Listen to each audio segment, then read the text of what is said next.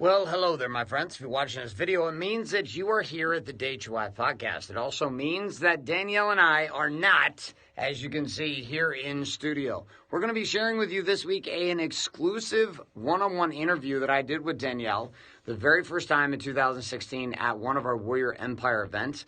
I think it's going to be revealing, it's going to be insightful, and it was the very first time that Danielle went on the stage and began to talk about what it was like to be a woman inside of this game, married to a man, living the Warrior's way.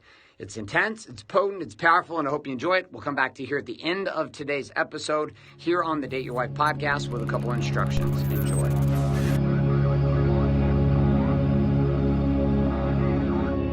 One, because I love the shit out of her, and two, because I thought it might help you guys to hear some of her answers unfiltered. She has an idea of some of these questions, but I'm going to ask her and then let her say what she's going to say.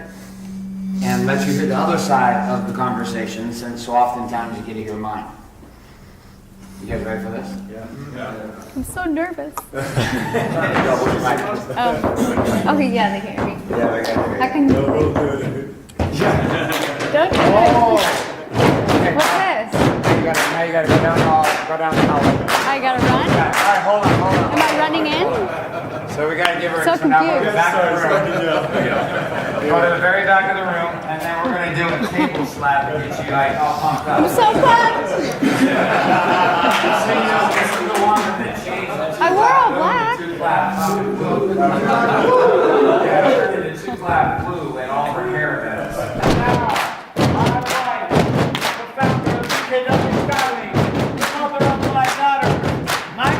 It's intense.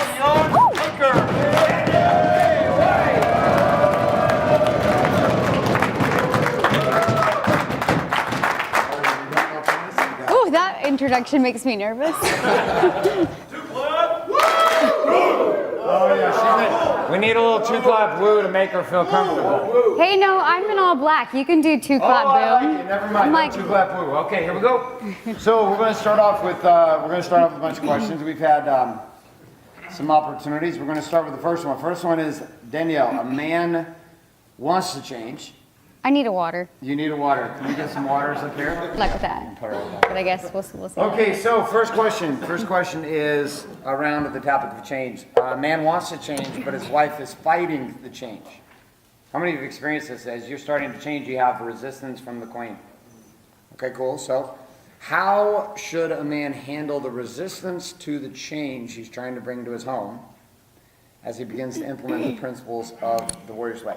I would say, like, put yourself in her shoes, and what if she started implementing change? How would you react? I think people in general don't like change because it's scary. So I find the best way to, like, I always try and put myself in Garrett's shoes. I mean, I know I'm not him, but I'm like, okay, if I was in this situation, how would I react?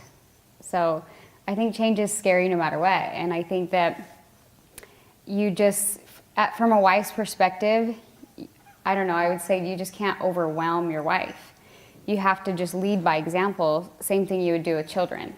You know, and eventually they're like, he's serious, this is not going away. Like, I either need to figure out where I'm at or I need to jump on board. And I kind of felt like in the beginning, that's how it was with you.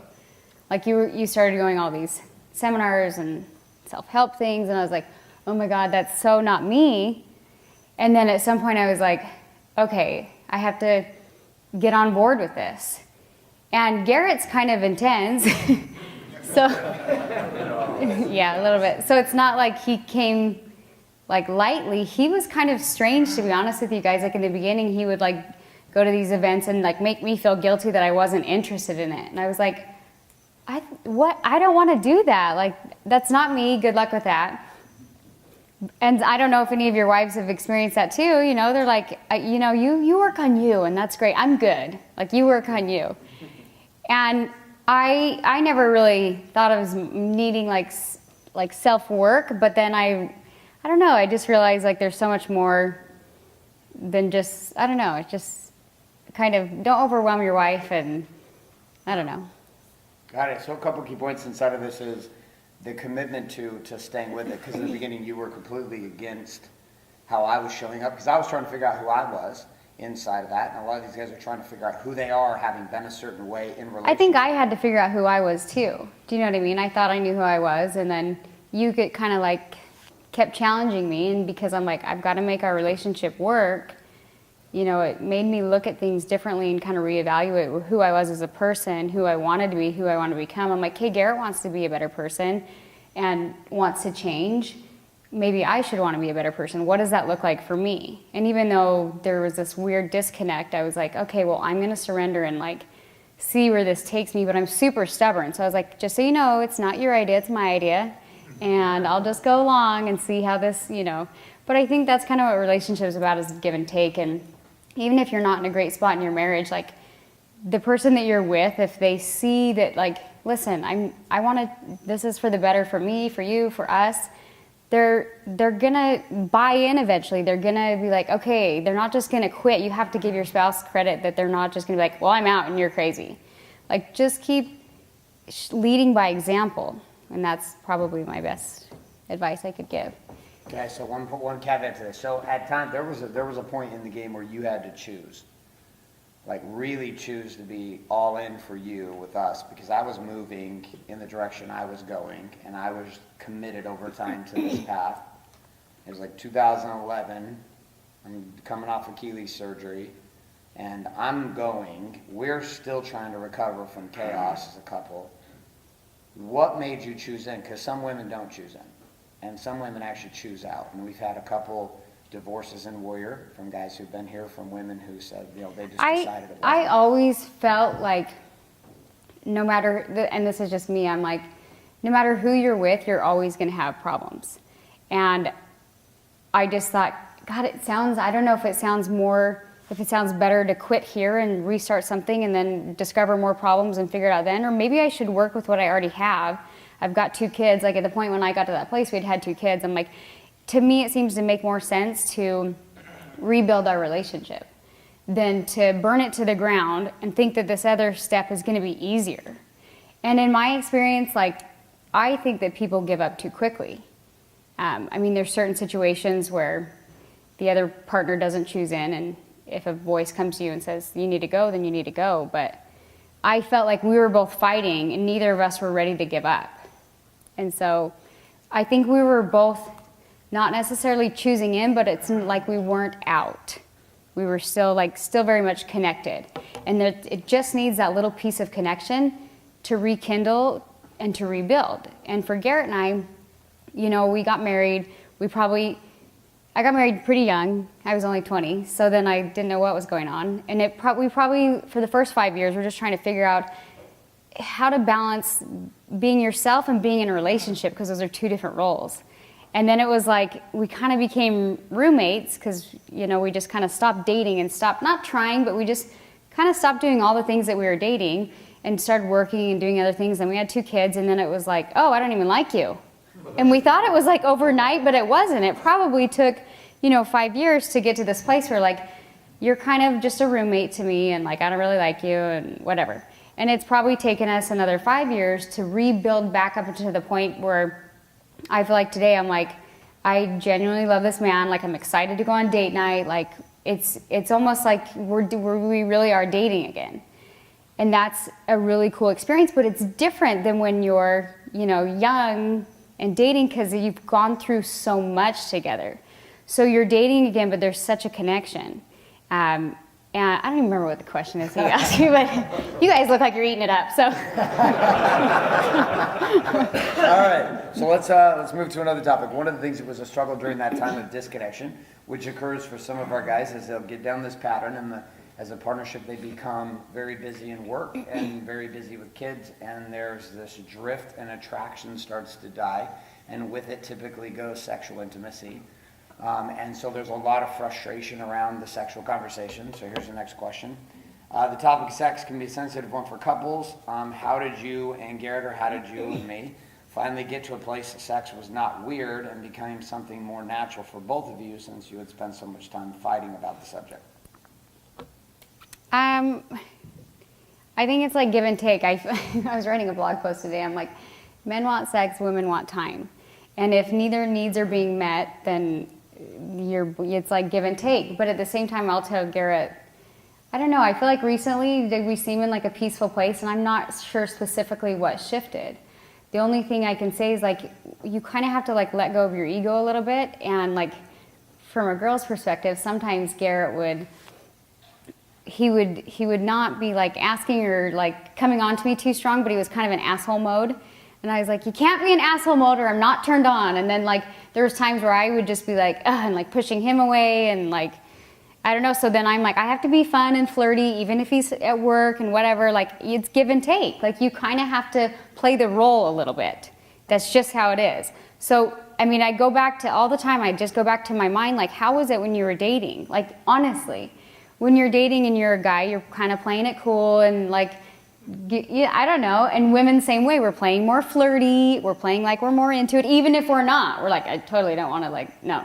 But when we're dating, that's just how it is. They're like, well, maybe he's going to take me out. Is there a pair of shoes at the end of this date? Like, I'm just saying, like, that's how it goes. That's how it goes when you're dating. And so I feel like this element leaves us when we get married, we get comfortable, and we're like, well, I'm going out. I'm going on a date. And I'm like, are you excited? Is it the same, like, I don't know, like, is it the same when you were dating? Like, think about when you were dating in the beginning. You probably went and got your car washed, got a new pair of shoes, like, planned it. Now your date night's like, what do you want to do? Well, what do you want to do? Like, that's not really a date. Like, you have to kind of put in effort in order to build that, like, sexual chemistry and kind of give and take and play into each other's roles, I guess. I don't know. Is that a bad answer or a good answer? It was great. Kind of like derailed a little bit. That was great. So transition is one of the things that we get asked as therapy in couples. You and I went to extreme amounts of therapy in a short period of time. That's how you do Talk things. about your experience with therapy, and particularly sex therapy, and how that helped us. I think having another person in the party that's not a family or a friend is like a mediator. So like literally you'll say the exact same things that you want to say to your husband, because there's somebody in the room. It's like a sounding board. So it goes to them, and then it goes to the husband. It goes to her, and then it goes to the husband. So it's immediately less triggering for both sides, and you can actually talk about things without like exploding. And the other thing too, as bad as this is to say, I think for spouses, like sometimes if there was not a mediator, we put daggers in on purpose, and I don't know why we do that. We're like, oh yeah, oh yeah, oh yeah, because it's an ego thing. And if you're in a room with a therapist or a mediator, you're not gonna, that would be weird if you're doing that. They're like, oh, you fucking psycho, like they would know. So you kind of, it's a way to like say what you want to say without being triggered as much. And Garrett has been triggered. We've gone to therapy and he literally is like, I gotta do push-ups, I'm so pissed. And the therapist is looking at me, I'm like, see what I have to deal with? I'm like, just let him get it out, he'll be fine. He's like a kid. But I thought it was helpful. It was definitely like, I felt like I could share what I was thinking without feeling like, oh God, am I saying it right? Is this gonna upset him? I don't know. But also being tactful, that's another huge thing I think in marriage that goes out the window after you get married, is you're less tactful. So, and I have to work on it myself, like, I don't know, when you're dating, you're gonna be tactful. You're not gonna be like, hey, can you shave your face? You're gonna be like, oh, it looks cute. But you're just gonna be tactful with how you say things. And when we get married, we're just like, hey, I don't like this. Can you do this? Whatever. And we just like don't care. Like there's no politeness. There's no courtesy. Because we're married, it doesn't matter.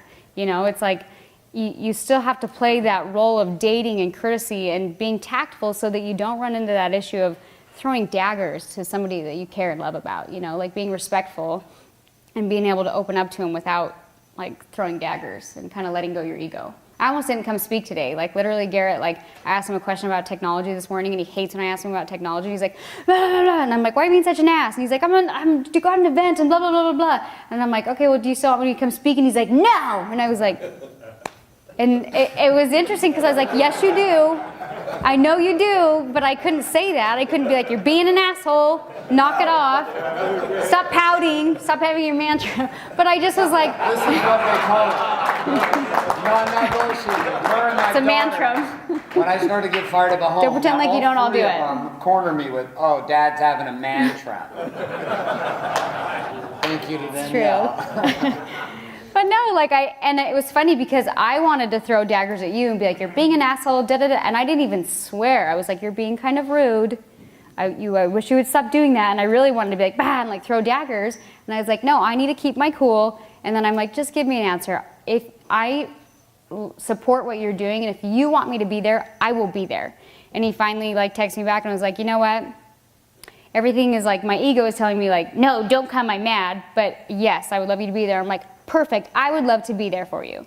And again, it's like dropping the ego and not letting, this could have exploded into a huge fight. He could have got done with Warrior Week. Tomorrow we'd have had date night, would have been pissed about because I didn't come speak and blah, blah, blah. So it like snowballs over two people dropping their fucking egos. And I had to do it too. Like I was like, oh, I want to yell. No, what? Wufu document. Well, I'm just sharing as a story and example. Yeah. But so talk to me about fighting. So I feel like I just did. No, but inside of this, when fights are handled between us, we collide on a lot of topics, and we also collide in front of the kids. We collide, and we have less collisions now than we ever have because we've resolved so many different topics. But as we're trying to do this, like, there are certain topics that if I did not keep colliding with you on, I don't know if you would have changed. Sex was one of those topics, colliding constantly. It's interesting because you say colliding, and I think that's how that's what works for you. Mm-hmm. And I don't know if I'm being like genuine with you guys. It's like Garrett collides, and I'm like, the storm hit, and then all of a sudden I'm like, oh, the storm's like calm. Like I don't know specifically what I'm doing, but it's like all of a sudden we collide, and all of a sudden it's peaceful. And maybe it's just like a shock and pattern. I don't know. Maybe you could explain to me. I'm just wondering because you're like, I constantly collide. Would you keep doing? And I'm like, I don't know. Like, does there need to be a collision? Probably at some point. And that's just how you operate. That's not necessarily how I operate. Mm-hmm. Are there any men in here that don't, maybe, that are not as, like Garrett, where you're, like, does every man just collide and they're like, we need to do this? Really? How many of you collide? How many, does anybody just kind of get quiet? Like, is that a girl thing? I don't know. Like withdraw? You know what I mean? Yeah, I don't know. Yeah, fuck you, Garrett. Well, no, like I imagine like there's some men that probably aren't as vocal as Garrett and maybe they retreat. I know as a woman I kind of retreat, but I've met a lot of men that their energy or personality seems like they might be like me. And so if you retreat, I'm wondering how that's... No, like I'm straight collide? asking you, do you think you would have shifted if I had not continued to collide? We ended up at therapy over another collision about a house. You said, get a house. Okay, and don't hate me for saying this. Don't you. hate me for saying this. But I think the collision is for you because that's how you learn. And I learned too, but I think that's what you're like. You feel like we broke through. Okay. And if I'm being 100% honest, I'm like, oh God, that was really hard. And I maybe shift, but I think that works for you. So if I don't collide, do you change? I think I slowly observe and kind of change. And I'm like, what's he doing? What's he doing? Like, what's going on here? Like over a decade? It's going to take a little longer, yes. Like over a decade? Whatever. Like whatever change I want in 2 days is going to take 10 years. Okay, so let's continue on some questions. All right. So kids... one of the confusing roles that starts to exist in this is I think you need collision, but not over everything. Let's just leave it at that. Did you just want the last word on that? Yep. I win. Just kidding. All right, parenting. So one of the things that ends up happening in this is guys are getting encouraged to go more all in with their kids. How many of you, after coming to Warrior, find yourself spending way more energetic time trying to relieve your wife from time with the kids? You're spending more time with your children. Raise your hands up.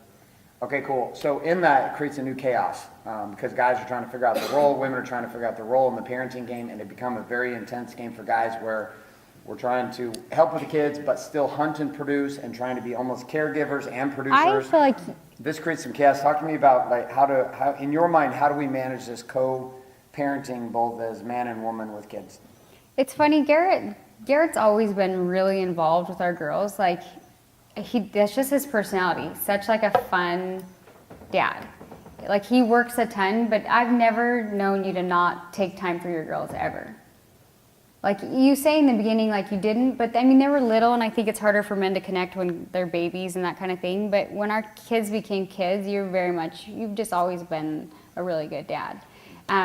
I would say on that side, from a woman's perspective, one thing that is hard for me is we feel so much pressure and guilt from like being away from our kids, even if we work or if we don't work. And so when Garrett says, hey, take some time, let me spend time with the kids, the one thing I would encourage you not to do, and you're good at it now, but there's been times in the past, like it's like you take the kids, but then you use it as like leverage for your wife later. Like, well, I had the kids all afternoon, so you should be grateful. Like, I'm like, no, I wanted you to be with the kids because you wanted to be with the kids, so don't use this as leverage on me. So that's like, I don't know how, I think it's important to take time to be with your kids, but what was this question specifically? How to co-parent? Kids, like we learning how to manage the relationship with, as a husband and wife and having children. You and I are both creating, right? This will kind of transition next question. As you've risen in power and empowerment, your masculinity has also risen, right? And so there's this collision that also exists inside of you raising in masculine power. And sometimes our collisions are not you and I as a couple colliding. It's like two masculine energies colliding while you're in business grind mode, I'm in business grind mode, plus we have kids. And we collide, and it's no longer it's not lovers colliding, it's not partners colliding, it's like two dudes colliding. So what's your question? Like, how do you, like, as you're rising up, and you have gotten more powerful, and I have created space deliberately to help you be more powerful, and you've chosen to create that power, and the masculine energy in you rises up. It doesn't make you a dude, but you end up, and I end up colliding. Yeah, there's a like aggressive So guys. Is your question like finding that balance? How do you balance that and the fact that we have children? Because in that mode, neither one of us are caregiver. We're both like colliding producers. You hire Is this question making sense? What I'm saying? Way to spirit mind, right? Femininity. Kind of. It's like as you've become more confident, your certainty in your masculine side has risen. And in that, so how do you balance with kids? More. I think our collisions are bigger because you have, like, you'll tell me to fuck off where in the past you wouldn't. And you'll take a stand in ways that you wouldn't take before as you gain more confidence and certainty in yourself. And that's a different kind of collision. You were talking about this morning. I know. I feel like as couples grow, whether the wife works or she doesn't, because a lot of times the wife is managing the home and the kids and like we just take on this like I can do everything mode where it seems kind of masculine, but it's more like cold and calculated. I'm sure you guys have experienced that with your wives. And so maybe that's whether you work or not, but you're not very feminine. You're like in focus mode. You know what I mean? And like you're in focus mode. And so you're just constantly, both sides of the party, you're trying to just get shit done. And so it's like we constantly battle like, and I'm sure like every couple does, where you just feel like you're roommates and you literally have to like take time to connect and like put everything else aside. But I feel like it's still something we're working on. Mm-hmm. Like, just because the more you guys push your wives to change, the more you're going to have to be like, oh, wow, I don't know if I wanted this. Like, how many of you are seeing this, that the more you are encouraging change, she actually rises in power and there's even more collisions? Raise your hand. But what I've noticed is, it's like I want Garrett to be the man, and so it's like, it's just such a give and take. Like, you know what I mean? Like, you have to know when to put the gas and when to put the brakes, and it's just like, it's a balancing act. And I can tell too, when there's times when we're both in like, kind of masculine energy, and that's when the only thing I can say is like, we go out on date night, like, and just chill out and reconnect and talk and hang out. And it's important, like we have somebody who helps us with our kids, and I don't know. What do you see? Because now, at first it was me pushing. I think it's weird. Now it's like you are just as active to push and because I realize how much you can slip into just like roommate mode. And there's like still love and respect there, but you're like, yeah, I love you, but there's not like that fire. You know what I mean? It's just like, there's not that chemistry that was there maybe when you were dating. There's not that excitement, and you're just like, oh, well, I've been married forever, so that's just how it is. And I disagree. Like, I've seen some of your stuff, AZ, on Garrett, and I feel that spark with you and Carla too. I'm like, that's cool. Like, you can see it. And so it's I think a lot of people have been married for a while and they just don't think it's possible. And it is. You have to literally like reconnect and kind of, I don't know, date night for us in the beginning, a lot of times we would just sit and fight. And I'm like, this is fucking stupid. Like, I don't even like you. We're paying a babysitter to fight? That's cool. And then somewhere along the lines, I was like, you know, when like the fighting cooled down and we were like in a better space, all of a sudden I was like, I like you. And it was just enjoyable. And the other thing too is like, we could be together as a couple and things were just like calm. Where there's times where you can be together as a couple and things are quiet, but it's awkward. Do you know what I mean? And so you've got to like work on getting in this space of like connecting and peace and like date night. If you're consistent with it, we'll do that. And you're going to have battles and you're going to have battles, but you just stay consistent with it like you would with anything. In my post I wrote today, I was like, we expect to be an expert at so many things, except for when it comes to relationships, we're willing to let that be kind of like a hobby. And you can't really expect to be good at it if you're not willing to put in the time to do so. And we all know, I believe, know what that looks like. We want to ask other people and say, what are you doing? But if we sit back and look to when you had chemistry with your significant other, what did it look like and what were you doing? And try to recreate that. And eventually over time, she might be like, wow, this is fun. This is cool. I kind of like you again. Or I like you more. Or, you know what I mean? So that, I don't know, date night's extremely important. And we were talking to another couple recently, and we were talking about sometimes even with Garrett, like 2 weeks will go by, maybe if we didn't have a date night for some reason, he's traveling or whatnot. And it's kind of awkward when you come back together.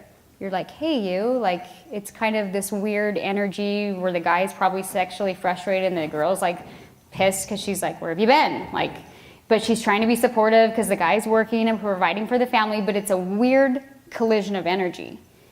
You know, wouldn't you guys agree? Like, if you haven't... How many of you have had this experience? So it's like you want to be with each other, but you're like, and you think it's going to be like the movies and you're just going to like run and collide in each other's arms, and you're like, I kind of don't like you, we should probably go out. Like, it's weird.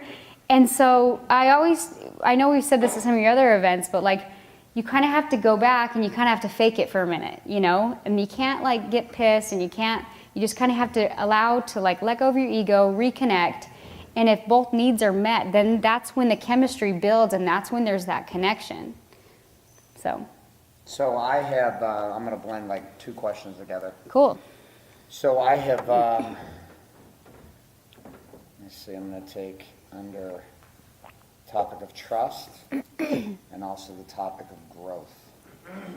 So I have, with building our first businesses and then losing all our businesses and not being able to pay rent, pay the mortgages, pay the bills, and putting a lot of my own frustration on you and violating your trust as a producer, and then getting so distant with you that I decided to make decisions to find that connection somewhere else, and cheated.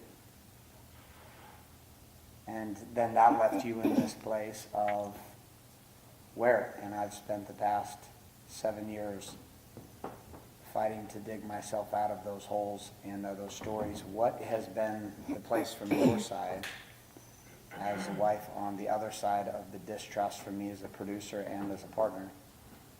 How have you been able to rise from that place when you had every permission slip in the world to say, fuck this guy, I'm out? I don't think I knew who I was as a person, and I was scared, and I don't know, I think that was the cool thing about us, is like, we literally kind of like relived and rebuilt, and you know what I mean? It took a while to build that trust up, and I feel like like just in the last year, I'm finally like, I'm feeling more that calm, you know, like, okay, we're good, we're safe, and things are good. But we were on such a roller coaster for quite, I would say like 3 to 4 years after that I was like, holy shit, like I just keep having to like choose in. But I felt like it was almost like in work when you decide to invest in something. And you're like, oh, it doesn't seem that hard, like whatever, and you invest in it, and then you're like, oh, this is a lot harder. And then you keep going, you're like, oh, this is a lot harder. And you keep going, this is a lot harder. And And then you're like, I'm too far invested. I got to just figure this out. And you choose to make whatever situation you're in work out. Because you're so invested in whatever it is. And that's kind of how I felt with our relationship. I don't think I had the strength to walk away. I mean, I was like, had just had a baby, and I was like, and I don't know, like, just having a baby, I thought, I wasn't ready to like let it go. You know what I mean? I'm like, we have a little family. And I wasn't at the point where I was like, yeah, I'm going to let it go. And I feel like I had to find myself as a person. And now it's at a point where we're both like confident and producing. And so now it's in a cool place because we're both choosing to be here, not because we need one another, but because we want to be here. And that's a scary yet fun place to be in your relationship. So yeah, I guess I didn't feel like I had the confidence to really go anywhere. I was scared and I wasn't ready to be done. And then I just kept reinvesting in us and in you and the family. What had you continue to believe? Like, there were years I was not showing any sign of turnaround. I was just continuing to be fucking lost and spiral out and hang out with gypsies and try to meditate all day. No, I saw progression though. Like, I saw progression. I saw like some lows, but I definitely, I don't know. Honestly, there were so many times where I'd be like, I think that actually helped me to become, like, find myself a little bit. Because I was like, you know what, maybe he's not supposed to produce. Maybe I'm supposed to produce. Maybe I'm supposed to put on those shoes. Like, I don't know, maybe I can do this. And who knows if things happen for a reason. Maybe Garrett's and I relationship's always like, you know, and so maybe that was my time to figure out who I was as a person and kind of go from there.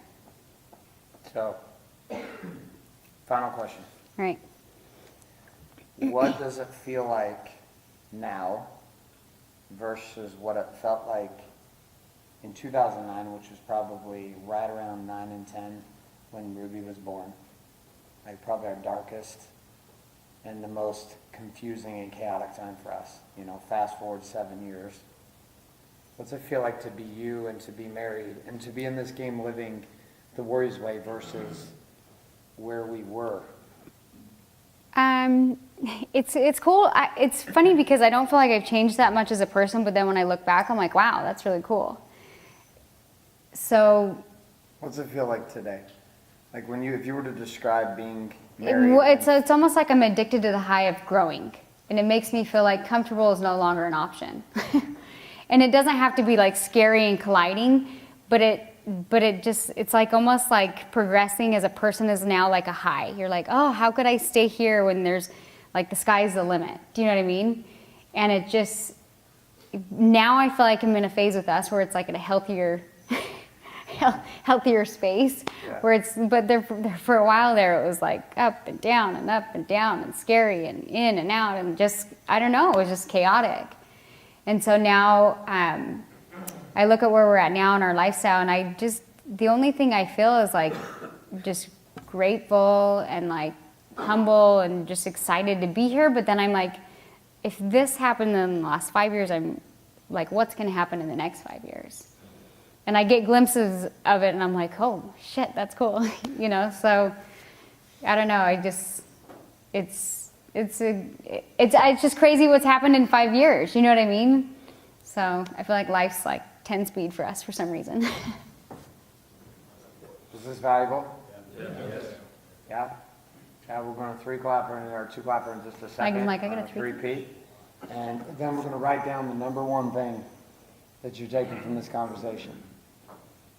Like, this is the difference heading into 2017, is that the women of Warrior are going to begin having a voice in what we do and sharing from their place what they've been seeing. And from the founders, which are you here in this room, we're going to start calling on you and giving your wives an opportunity to have a voice with the whole program we're launching called dateyourwife.com. It's like $3,400 domain. Got the idea one value with Jeremy. And just giving an opportunity for the women to have a voice and to share. And Carla, one of the originals, and to each have, Katie and Deshawn, your wife, have your wives to be able to say, what is it like for your wife to watch you rejecting her forever, and then to watch her step in as the king, queen right next to the king inside your own business, running the day-to-day operations now. That's a fucking huge leap from where you were 3 years ago when you got here. Russ, you and Mika, same situation. There's so many powerful women who are growing with the men in this room, and we want them to be able to hear and to have a place to share and speak. So it's exciting. So we'll be your mediators. We're your crash test dummies, and there's a few other crash test dummies who actually went out ahead of us. Now there's about probably 9 or 10 couples that are just willing to relentlessly test the shit out of new strategies with the Warriors Way to take us all to another place. So, with that being said, we're going to wrap up this segment, and in proper Warrior style, my friends, we are going to put a little 2-clap together for my wife. Babe, stand up. Can I put it on my Insta story? Yeah, she's marketing. Always marketing, yes. You can. She's like a marketer. Woo! She's a leader, not a savior. Okay, you ready? No, hold on. So she dominates on Instagram and her blog. She's Wait. about to put for the first time. Okay, tell me when you're ready. All right. Okay, yeah, stand up. I'll lead it. You're going to lead the 2-clap boom? No, you lead it. I'm just going to make everyone see it. Tell me when you're ready. And now our speaker, Danielle K. White, with a little 2-clap, boom, 2-clap, boom, 2-clap, boom. Thanks, guys. All right, gentlemen, in your books as we go. Okay, I thought I'd throw on my helmet here. I had my headgear and give you the 411 Real Vision here. Yes, I put on the headphones and the microphone, not even necessary, but I thought I would do it here for this video anyways to end this off. Here's the deal. You just got done watching a clip of Danielle and I at the Warrior Empire event in December of 2016. That's here a year and a half ago. That was the very first time that Danielle went on camera to share her ideas around living the Warriors Way. I asked her some powerful questions, some very intense questions. Hope you enjoyed them. Again, we'll be back next week with a live episode with both of us, but we had to throw one in the mix here for you because we were both out of town and did not have the studio close by, and the schedules did not permit. So enjoy, and we look forward to seeing you next week as we continue to roll down this Date Your Wife podcast experience.